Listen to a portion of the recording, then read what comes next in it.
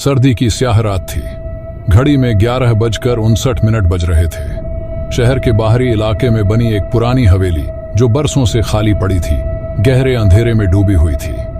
इसे कभी एक अमीर जमींदार का घर कहा जाता था, लेकिन आज यह एक गुमनाम अपराधी के ठिकाने के तौर पर चर्चित थी।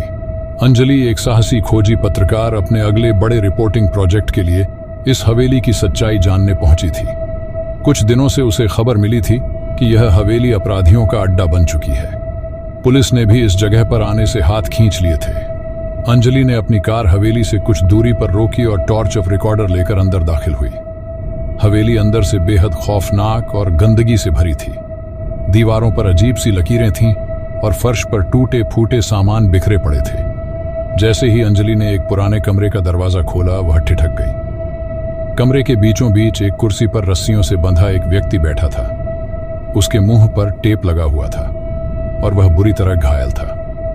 अंजलि ने डर और उत्सुकता के साथ उसे छुड़ाने की कोशिश की।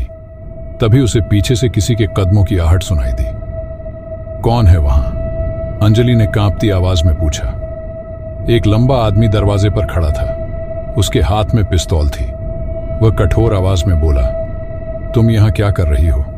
यह जगह तुम्हारे लिए नहीं है। अंजलि ने साहस दिखाते हुए जवाब दिया, मैं एक पत्रकार हूं। मैं यहां सच जानने आई हूं। तुम जो भी हो, कानून से नहीं बच सकते। आदमी हंसने लगा। उसकी हंसी में एक अजीब सी ठंडक थी।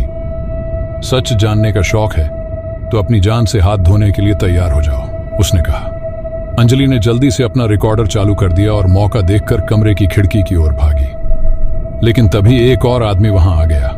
दोनों ने उसे घेर लिया। इस आदमी को भी तुमने बंदी बना रखा है? अंजलि ने घायल व्यक्ति की ओर इशारा करते हुए पूछा।